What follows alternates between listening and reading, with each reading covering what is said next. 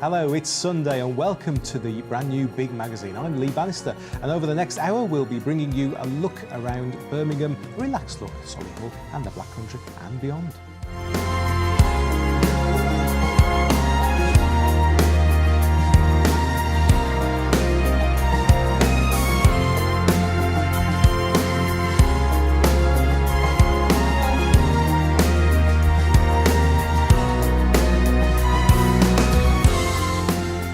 Yes, welcome to your Sunday edition of the Big Magazine. In a few moments, we'll take a look back over the week in big news to see what's been happening in our area this week. A little later on, Des and Gary will be with us to look at what's on Sunday, and then Carl will take time out from the big picture to let us know what's happening in the world of film. I'll be sitting down with Natalie to see what's up on this week's community notice board, and then Taffy will have this week's charity focus, in which we'll find out more about a local charity. This week, it's Seek Aid International. And of course, if you know of a deserving cause that we could cover, stay tuned because we'll have our contact details later for you in the show. Tom Wilkinson from Doorstep History will drop in to give us a history lesson about what happened over this coming week, over the years, and then I'll take a look into the trusty old Postbag. You can't keep me out of it. So that's all to come within the pages of Sunday's Big Magazine. So then, first up, it's over to Big Centre's newsroom for a look back at what's been going on in our region this week.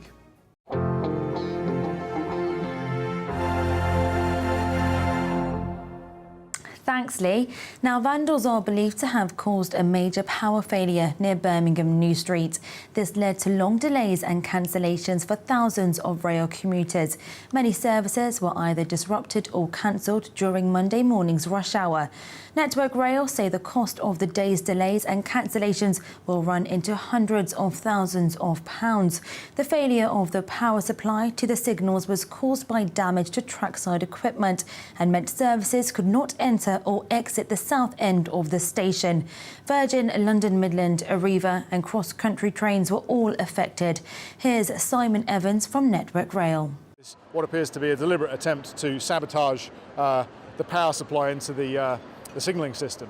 We're obviously really frustrated about this, and we're frustrated on behalf of all of those thousands of people who were delayed this morning. As you say, but I mean, before 12 p.m, thousands of commuters had changes to their train journeys, either getting cancelled or it was delayed. What do you have to say to them about this? Well, we are acutely mindful of the disruption that they faced today. We sympathise, we share their frustrations. No one's more frustrated than us. And another layer of frustration, aside from the fact that this appears to have been a deliberate act of vandalism, is that the money we spend repairing this problem and the money we pay in compensation to the train companies is money that could have been better spent delivering improvements for the railway. And do you think you dealt with what happened this morning effectively in the best way you possibly could? Yeah, we dealt with it as well as we could. I mean, this problem was emerged at around about 4 a.m. And by just after 9 a.m. we had the problem sorted and trains were beginning to run as normal again. This kind of thing is deeply frustrating. It's a challenging enough job to run a railway without interference from vandals. Things go wrong on their own without help from others who are deliberately trying to be malicious. But we think we got things running as well as we could. We share the frustrations of people impacted, and we just hope that we don't have any repeats of this anytime soon. And what's the aftermath of it like now? Are all trains running back on schedule? Yeah, well, so when you have an interruption to the timetables like this, you fix the problem. So we did that just after 9 o'clock. That doesn't mean everything starts running perfectly at that moment. So it takes a period of hours for trains to get back in position and start running to their normal timetables. Probably things aren't quite back to normal even now, but they're certainly going to be recovering throughout the day, and we hope that the evening rush hour today will be running as booked, as per the timetable. And do you think you could have done a better job at communicating to the passengers about various trains, train times and delays to their journeys this morning? Do you think you dealt with that effectively? Well, it's the affected train companies' jobs to communicate with their customers. We play a role in supplying the information to the train companies in order to do that. Could we have done a better job? I'm sure we could have done a better job. I think we did okay, but we're always open to improvement and suggestions on how we could do an even better job next time. God forbid there is a next time. And what happens now? Well, what happens now is we get back to running the railway in a normal way. But what we will be doing is we'll be handing over our evidence to British Transport Police on today's incident. We'll be asking them to take a close look at it and see if they can catch the guys who did it. And how do you ensure this perhaps is not going to happen again? Well, we run 20,000 miles of railway in the UK, and it's very difficult to closely monitor every single inch of that track. Now, we do our best. I think it would be foolish of me to stand here today and say, right, we're going to promise that this never happens again. It probably will. But we're doing everything we can, and we're asking the public to be our eyes and ears. So if they spot anyone trespassing on the railway, please call British Transport Police. 104 years after the Titanic sank, it's still a much discussed topic amongst historians and enthusiasts alike. Now a professor has a new theory on the iceberg that it hit. Titanic expert Andrew Lound also thinks the logbook could still be one day found. Well, it's a good question. In theory, it should have been put in a canvas bag and thrown into one of the lifeboats. That never happened, obviously. The bridge was destroyed while the ship was sinking, whether water got in. I mean, it shows you very well, oddly enough, in the film, the water smashes through the windows and it would have tore away the roof structure, which it did do. So the logbook, if it was kept close to there, probably in the office behind, may have got washed away and is somewhere in a debris field. Condition-wise, we've noticed that where paper has ink associated with it, either print or written ink, the ink is poisonous to microorganisms, so that it's generally survived quite well. So there is a chance there is something there, and hopefully they were making notes of all the decisions that were being taken while the situation was there, the exact time. Well, we know the time of collision, but at least we'd have a documentation. There has been some question as to whether or not the Titanic hit the iceberg or the iceberg hit the Titanic. That actually the Titanic turned into the berg, which was something that Lightoller had explained to a certain degree. But as there's no documentary evidence, you can't really take that at face value. So the book might actually suggest that. And the other issue with that is, of course, when Lightoller gave evidence at the courts of inquiry in American Britain, he was being heavily guided by his boss, Bruce Ismay. And he was a company man, so the chances were he wasn't necessarily going to reveal everything. He would only answer the question he was asked without volunteering. Right. Talking of icebergs, there is more news on them very recently. Yeah, an interesting one from Professor Big, what a superb name, talking about big icebergs at the University of Sheffield. And he's been doing some computer modelling of the iceberg, which is quite interesting. Surprisingly enough, there's been an awful lot of work done about the iceberg. I mean, I can remember a book coming out in the late 70s called The Voyage of the Iceberg, which looked at the iceberg itself. He's done some calculations to suggest how the iceberg formed, how big it was to collide with the Titanic, and he's come to a conclusion that the iceberg was about 75 million tonnes in mass. That's big. Yeah, when you take on a 46,000 tonne ship, there's only going to be one winner in that sort of a game. Yeah. That's an enormous iceberg, but the conditions for the icebergs that large getting into the ocean, it was very unusual and was probably unique for January 1912 for the first time in 15,000 years. So you're saying that the iceberg that they hit was a one-off? It was one of several very large icebergs which would not normally be that large in the ocean. Now, his work has said that the original snow which fell in Greenland, which fell onto the glacier, fell about 100,000 years ago. So the first building blocks of the iceberg that hit the Titanic started 100,000 years ago. And of course, this is just layers and layers of snow of this glacier slowly then making its way down to the southwest coast of Greenland. And it's just a glacier then. The bits that fragment off from a glacier at the coast are called icebergs. And normally these are too large to get out of the local area because they have to melt a bit, break up a bit further, and then they can float out into the ocean. However, what's remarkable about January 1912 is that the moon and the sun were in just the right position, first position for 15,000 years, where you would have the maximum possible tides in the region. And because the tides were much higher, this could float away much larger icebergs than normal and larger quantities, which is why the North Atlantic in April 1912 was so filled with ice.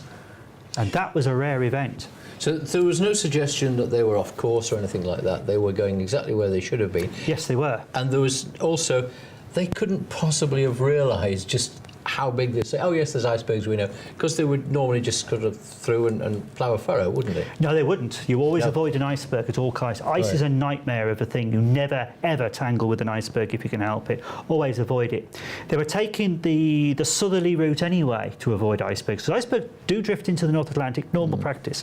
So they were taking the further south route. That was quite important. Then they received warnings that ice was being seen, and Captain Smith wisely then on Sunday went even further south. So they moved the ship even further south than was their normal course to avoid ice. Yet they still hit a berg, a very large one, which shows you the uniqueness of the situation at the time. Craft beers have taken off across the nation following the launch of their campaign for real ale. Now a local brewery in Birmingham has its sights set on bringing British ales to the international stage. Tom Wilkinson went along for a sample. The Gunmaker's Arms, where some of Birmingham's most prominent business leaders were gathered to explore the prospect of exporting one of the Midlands' best-loved products to China, traditional real ale. Mark Arnott-Jobb of Towers Brewery spoke to us exclusively about his passion for brewing beer and his hopes for this potentially lucrative new market. I was basically a very keen home brewer, really.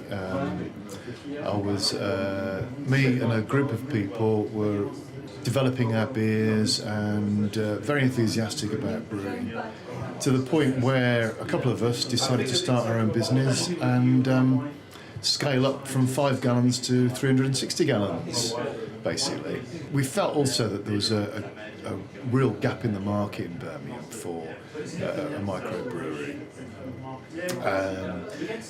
And kind of following the trend to some extent of microbreweries' growth across the country, but particularly with Birmingham because of the real strong heritage that the city has, the characters, the history, the really strong features that we've got here. It really is a rich scene that we knew we could take advantage of, really, with our beers, and with the great appreciation that people in Birmingham have of good products, we felt it was a no-brainer, really, for us. Well, I'm very excited to be here for the Two Towers launch of a range of beers. It's a wonderful event, a number of local leaders and local businesses here to support local businesses. In Hong Kong and in the eastern seaboard of China, it's like there's the growing middle class, and they're really enjoying different things like foreign ales. They want to try something unique and new, and I think like a British brand going over to China would be an instant success. It's the quality, it's just amazing. People don't tend to go for ales when they go to Chinese restaurants, tend to go for Chinese beers. I guess it's partly down to people not knowing there's ale available. People tend to want to go for lighter choices. So I guess with these ales, we could possibly use a pale ale, a lighter ale, that would actually complement the food. I mean, I'm not an expert in China. I'm pretty rummy as they go, but I think they're very excited because Birmingham's become quite big in China, and something like this, I think they would love. UK is synonymous with quality, and there's always a strong historical links between China and Hong Kong. So there's always been that very strong relationship. There's been a recent trip of the Chinese president over to the UK, which is very well received, and there's always that very strong interest with Chinese students coming over to the UK. So an enormous amount of students come over every year, and that always exports an enormous amount of goodwill back to China. We've got some great partners, really, to help us make sure that what we're presenting to the market is acceptable, appealing, and there are nuances that obviously we need to appreciate and be aware of, and we'll and we'll go and develop with what works really. But I think it's it's important to get your foot in there, see what works, and sort of to build on that and develop it. Time will tell if the Chinese have a thirst for British brews, but with so much enthusiasm on tap, the future looks golden for yet another British export. Tom Wilkinson, Big News. Now, are you worried at the thought of just how many people over 70 are still driving on our roads? Some think they are a danger to themselves and others, and think once they've reached that age, they should retake a driving test. We asked these people what they thought. I do agree. I think, at 70 years of age, you've had whatever life from when you were 17 or whatever you was when you passed your test.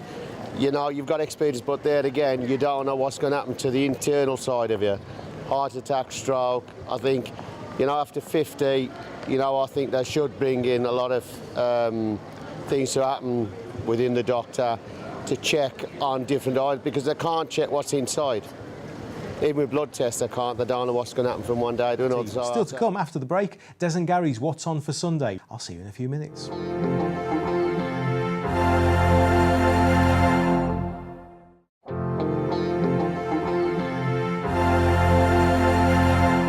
Welcome back. It's the Big Magazine with you for a Sunday here on Big Centre. Still to come, Natalie will join me for a look at the community notice board, and then Taffy will bring us this week's charity focus. Tom Wilkinson will be looking ahead to next week in history, and I'll be delving into the postbag.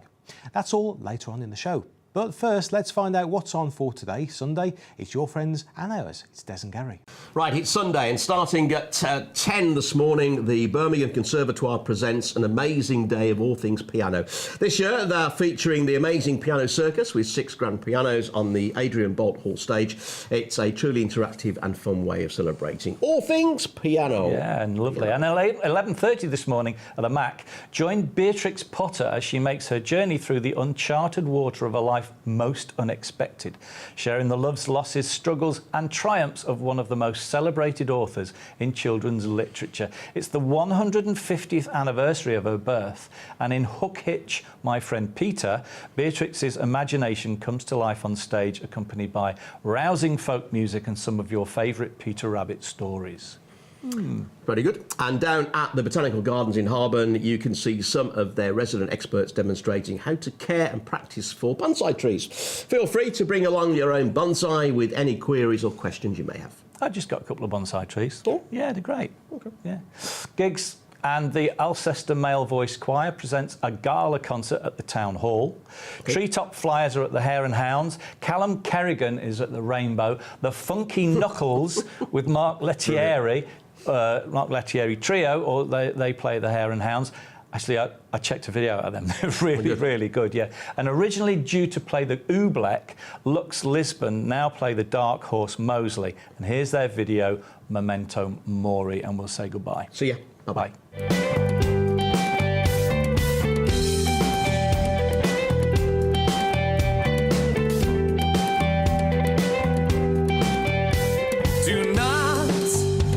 Adjust your step, because the revolution hasn't happened yet. Oh, you know we'll never have this night again. So come on, tell me, if not now, then when will you find just what you love? You let it slowly kill you, let it buzz your blood, you let it ride your back and the burden wear you down. Let it drain your all and your remains devour. Cause these bones lying here so bare, yeah, they're just waiting on you for your final breath.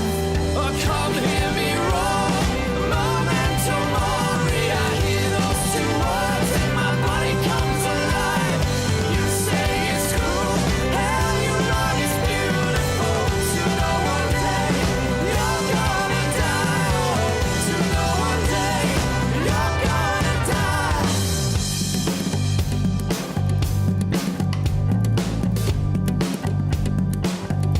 So come on, scream atop your lungs. Oh, memento mori, oh my careless sons, who say forever is a lie, dark as they come. So give me the night and lay down your guns. You're gonna find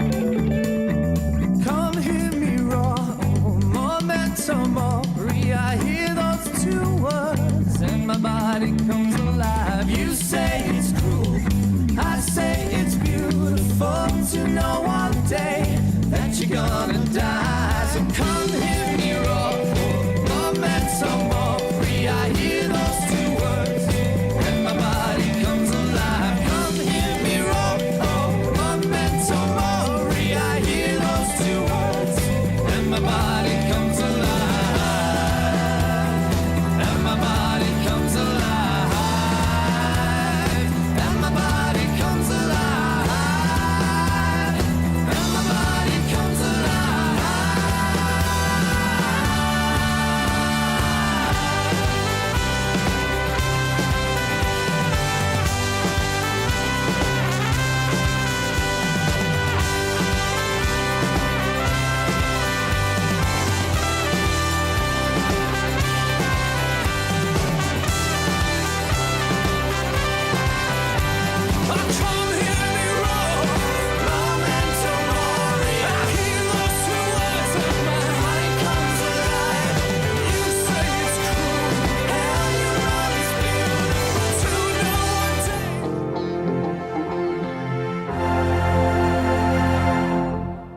It's time for a history lesson, and joining me again for a look at what happened during next week but in years gone by, if you follow, from Doorstep History, it's Tom Wilkinson. Hello, Tom. I'm back. You are back, yes. I'm back for another lesson. An interesting day yesterday. Yeah, it was quite an interesting one for local stories. This one's more national and international. Ah, right, okay. So what delights do you have for us for next week? Well, we start on the April the 17th. Right, okay. Which is 1397. Good Lord.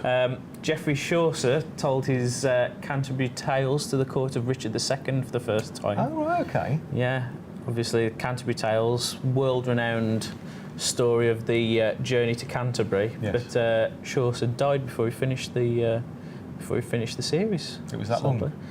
Yeah, it was that long. So, I mean, hey, I'm not familiar with it, you know. Tell me about the Canterbury Tales. I mean, you say you died before the end. What happened then? Well, it's basically a series. It was a series of books set from different characters' perspectives on the road to Canterbury, basically. Oh, okay. In 1397. Yeah. Blimey. And the date that the journey in the Canterbury Tales has been sort of looked at and predicted to have started was in 1387, 10 years before. Oh, right, okay. Wow. It's a long way to Canterbury. The journey in the book starts. Yeah. Yeah, it is a long way to Canterbury. Well, certainly from here. A long way to Tipperary as well. Okay. Well, what else have we sort of got?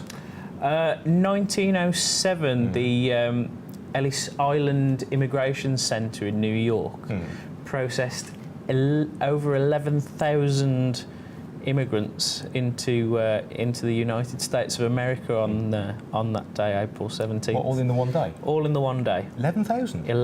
Over 11,000. Blimey. It's a fair few people. Yeah. How did they manage with that? You know, our sort of customs can't cope with that sort of thing these days. I think that passport and all those checks were a few years away by then, so everything was sort of quickly spun round and you're sorted. Which, to be fair, probably was what gave the mafia and the Irish mob a lot of their sort of rise to power back in the the day as well. Yeah. I was about to say we could learn a lot from history though in processing people, but if it leads on to things like that, a bit more difficult. Yes, it's a bit more difficult. Yes. 1937. Yes. Famous character Daffy Duck had his first appearance with the Warner Brothers cartoons. Oh, well. In a short with Porky Pig in the Porky Pig Hunt. Do you know, I've seen that. I'm a big fan of the Warner Brothers cartoons. They're brilliant. I have seen that one. Yeah. I always used to like with Daffy Duck. He's manic. You know, at the end of it, when he sort of gambols away. Yeah. I can't do it like that. That's terrible. But you know what I mean? Yeah. 1941, World War II, the Kingdom of Yugoslavia surrendered to the Nazis as they invaded. Yeah. That's an important turning point in the war? For them, certainly. Well, for Yugoslavia, yeah. But it was quite a large land grab to make, and it sort of opened the way for Germany to enter into Greece and the rest of the Eastern European bloc. Ah, right, yeah. I find it fascinating, actually, you know, looking at things in the war, how methodical it all is, you know, as you sort of, as time goes by, you know, take that and that means that, and then that means that. It's like a massive jigsaw puzzle, isn't it? Yeah. Well, the only reason why the Germans were so successful, I mean, a lot of it was they were planning in advance while everybody else was assuming that they were going to be peaceful. That's true. And turns out that we were wrong. Yeah, I always remember actually in our history lesson at school, quite a controversial thing to say, but our history teacher says whatever you think about Hitler and what he did, he was very clever. Clever in the planning and calculating, yeah. That's the point, isn't it? Yeah, so you must never kind of call him an idiot, really. Well, and he had one of the greatest generals of all time with him, Rommel, which turned the tables until he had him executed. Yes, fascinating story, isn't it? Yeah. Next. 1506 on April the 18th. The 10 past 3? Sorry, April 18th, 1506, the cornerstone of St. Peter's Basilica was laid. Oh, right, okay. So, and the Pope's house. The Pope's house, of course it is, yes. Yeah. Wow, beautiful. My mum and dad have been sort of there, and yeah, it's stunning. Yeah, it's absolutely stunning. It took a fair while to build. Yeah. Yeah, it was a few decades in the making. Keen to get it right, were they? Yeah. Okay. Well, if it's going to be the seat of power for the Catholic Church, it's got to be perfect, hasn't it? I suppose so, yes. 1906, an earthquake destroyed most of San Francisco.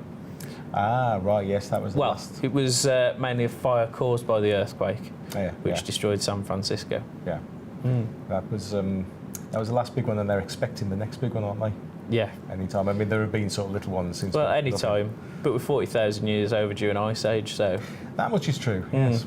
Okay. Well, thank you for that. Yeah. And come back and join us again next week. Yeah, I will do. I'm going to go and jump in the postbag now. Good luck. Thank you.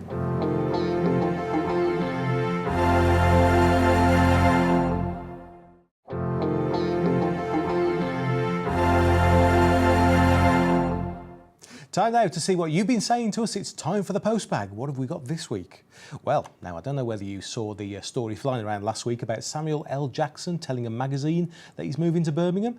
Well, Ian Dangerfield reckons if it's on the internet, then it must be true. And he has a grin. Well, I know what you mean, but let's see.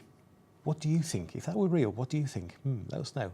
Now, next, our recent new look and various changes are continuing to go down very well indeed. Carl Jones's movie show is now known as The Big Picture, and it's been extended to a whole hour. Michael Blakemore says the change of the programme name is an improvement. And a few words. Yes, thank you, Michael. We think so too. Now, Jack Haywood has been in touch. He says, loving the new idents and graphics, a lot more sleeker and professional looking. Cheers, Jack. I know he likes that sort of thing. Pete Benton has been in touch and he says, enjoying the new look, but ye oldie windmill will be missed and the morning opening ident. Used to love that. Turn the sound up when that played. #Anorak. Thanks, Pete. Well, I do know that the original logo and idents were done by a chap called Dave Jeffrey, who has recreated many of the old ITV idents over the years. You probably know that. Now, I know Dave quite well, and if you know where to look on YouTube, then you can find a showcase of Dave's work for Big Centre if you're missing it. Oh, and for the record, he actually really likes our new look as well. So there you go. As for the windmill, well, I don't know if you realise, but as well as all the places shown in all the old idents, it's a real place in our area. The windmill is actually in Wednesbury. If you do a search online for Wednesbury Windmill, you'll find a photo of it. Next, a question from Jazz Sandu. He says, can you upload the videos from Dudley today, including the Dudley Eye and the April Fool's interviews, please? Well, the good news is that the Dudley Eye piece should now be on YouTube, but at the moment there are no plans to upload the April Fool's stuff. Wouldn't really work now that we're past April Fool's Day, but there you go. Oh, and finally, a reminder that we have moved. Now, I can hear you saying, no, you haven't, you're still there. Now, what I mean is that Big Centre has now moved to Freeview Channel 7. And if you're already watching us on Freeview 7 or Virgin 159 or online, then you don't need to do a thing. It's only if you still happen to be watching on Freeview Channel 8. And the good news is that it's a very quick job to retune your TV. You've probably done it before, actually, because channels, as you probably know, are often added or altered on Freeview, so have a look in your TV's manual for details. But of course, if you do need any assistance or support, then have a look online at www.freeview.co.uk/support, or hop over to the Freeview information page on Channel 100.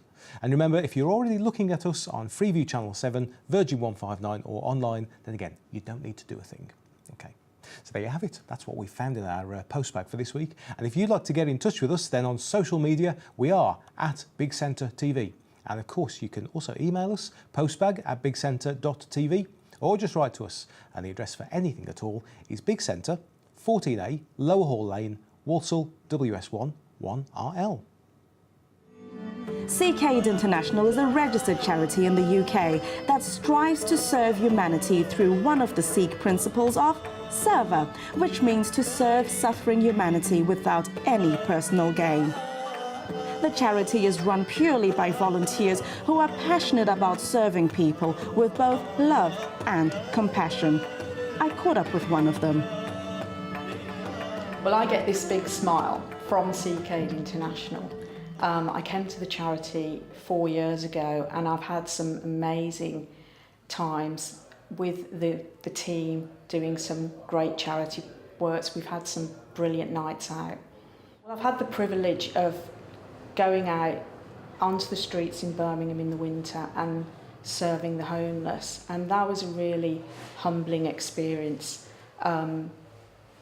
It was very inspiring. I learned a lot, and I learned a lot about compassion, and that's what I think makes this charity stand out for me. It genuinely cares about the outcomes for people. Devotion for fellow human beings, and going out of your way to actually help and support those individuals who are desperate in need. My name is Indrajit Singh Bogle, Chair of Seekaid International. We've been doing a lot of international charity work. Seekaid International is run entirely by volunteers. Nobody gets paid in Seekaid. So when somebody donates money to us, 100% of those donations go to the cause. So we've been serving, doing seva in Kenya, Gambia, Haiti, Nepal, India, and when the tsunami happened, we sent lots of food and resources over there as well for the tsunami victims. We've also been doing some local charity work as well, and for instance, our upcoming event is going to be raising funds and awareness for the incredible work of St. Mary's Hospice. I want to know, how do you manage in actually keeping transparency open within the community? How will they know that 33,000 that you're talking about in Nepal was exactly 33,000 that was donated by the people? Exactly. So when we do our events, when people give donations, we use Just Giving mainly. And in Just Giving, everything is recorded how much money was donated. So when that project was completed, that £33,000, along with other organisations like East End Foods, when they helped us to raise those funds, we know exactly to the penny how much was raised. When that money is given and they bring back receipts and video and photograph footage of where the orphanages were that would receive that money, we then know that money was allocated to the project. Exactly. There's no mystery about it. When we need to buy a laptop or a printer, or we need to fly out to Kenya, we use our own money to make the payments there, instead of the donations that people give. There's not many charities that can actually declare that. If I'm a volunteer and I want to be part of Seekaid International, how can I be part of you? When you contact us, you can tell us, hey, listen, I'm really passionate about raising funds for an orphanage in Haiti, or buying some medicines for the breakdown in Nepal post the earthquake. We will then help you personally set up a Just Giving page. which you can administer. You can invite your friends, and CK's volunteers will help you raise funds on that Just Giving page. When you've raised £10,000, £20,000, however much you want to raise, we will then give you that money so that you can personally take it to that country. Or if you want to do a project in England for the orphans here, you can take that money and you can allocate it. Sikh Aid International is not just for Sikhs, it's all-encompassing. Everybody's welcome. It's such a diverse group of people. And we have some fantastic fun doing our events. It's a win-win situation. You get to give back, but at the same time, you just go away so uplifted and elated. It's really changed a lot of outcomes in my life, and I'm so proud to be part of the team.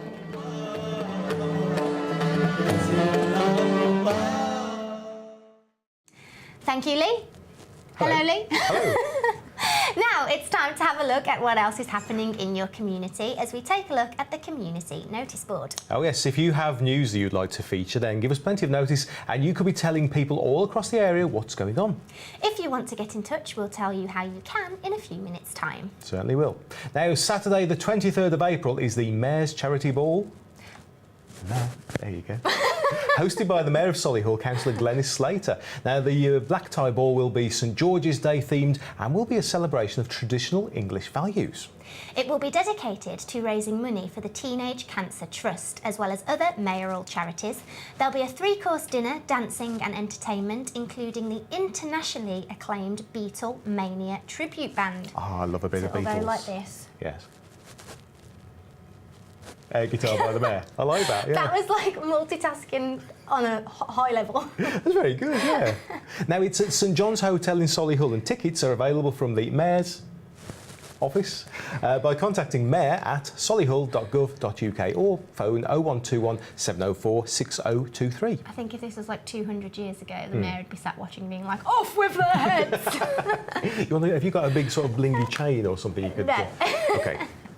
City Drive is a week of events raising awareness of social enterprises, which are businesses that trade for social purposes. Last year, City Drive included 17 events across 5 days and attracted over 300 people. So amongst this year's events are... On Monday the 18th of April from midday you can join the online community for the launch, and that's at the website www.i-se.co.uk. Then in the afternoon you can take part in the Digbeth Social Enterprise Quarter Walk. It's a chance to visit some of the social enterprises based in Digbeth on a guided walk and hear their stories. Then on Tuesday the 19th of April it's ISE's first social enterprise and local business networking session. It takes place in the morning, then there's a health and social care marketplace at the Muath Trust for Third Sector Providers in Birmingham. Later in the day, there's a soup workshop supporting the city centre soup kitchen at Edible East Side, and that's a chance to cook up a delicious range of soups under the direction of Jane Bradley, who is a keen food grower and cook, using vegetables from Birmingham's market that would otherwise be thrown away. The soups will then be donated to Birmingham's soup kitchens to help feed the homeless. Oh, what a great idea. Fantastic. I like that, yeah. And finally, on Wednesday, the 20th of April, you can book a slot in the Developing a Trading Arm event. Changes to public service delivery means organisations need to think differently, and social enterprise presents an opportunity to create direct community impact while also trading to increase an organisation's sustainability. More information from www.i-se.co.uk. Now, some events at Tipton Library now, and on Saturday the 23rd of April it's for Shakespeare and for St George. It's a fun day. Is that your St George then? Yeah. I don't know what that was. I couldn't do the mayor thing, so I was like... I'm sure he looked like that at some point in his life. Yeah. It's a fun day which celebrates the 400th anniversary of Shakespeare's death and, of course, St George's Day. There'll be community stalls, music, homemade refreshments and much more. Adrian Holmes, the Sandwell Town Crier, will officially open the event, and there'll be face painting. Oh, yeah, sorry. There'll be I would do a cry impression, but I might crack the glass. I'm quite high-pitched. There will be face painting, crafts, live music and the chance to take part in National Shakespeare Day by having a Shakespeare selfie. Shakespeare selfie, sort of. one of those. Anyway, at 11 a.m, John Miller from the Tipton and Cosley Building Society, alongside boxers from the William Perry Boxing Club, will unveil a print of what is reckoned to be the first photograph of the Tipton Slasher, which is on loan from the Royal Collection. The black and white print is reported to be one of the first photos taken of William Perry, and the library has partnered up with the Tipton and Cosley Building Society and William Perry ABC to purchase a print to go on display in the library in Owen Street, near to the Fountain Inn, which was once the headquarters of the English champion bare knuckle fighter. I know it well, yeah. You want any more details in that? We've gone from to. More details from Tipton Library, 0121 557 1796. And the evening of a laughter time is going to be taking place at Great Bridge Library on Monday the 25th of April, as they have a right carry-on at the library. That's what the event's called. Oh, you yes. can enjoy a screening of one of the best carry-on films, a charity raffle and a selection of seaside refreshments. You'll need to get a ticket in advance. They're £3 if you're not a member of the library, and only £1.50 if you are. Perks of being a bookworm. Of course it is, Half yes. price tickets. Great Bridge Library for that one. So that's what's up on our community notice board this week. Would you like to tell people across the area what's going on? Then get in touch. Don't touch me, just get in touch. Then make sure to let us know in plenty of time. Yes, you can email us via the Postbag, and that is postbag@bigcentre.tv, or you can send a message on social media. Just look us up anywhere on Big Centre TV. Or alternatively, you can pop a letter in the post to the community notice board, Big Centre 14A, Lower Hall Lane, Walsall, WS1 1RL. Thank you. I'll see you next week.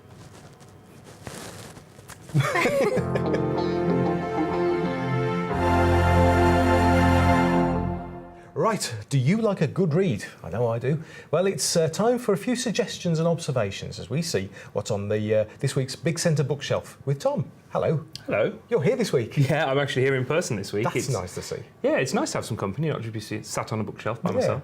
So what is on the bookshelf this week? This week on the bookshelf is a real rip-roaring read. I've absolutely devoured this book in the last 7 days. It's Finders Keepers by Stephen King.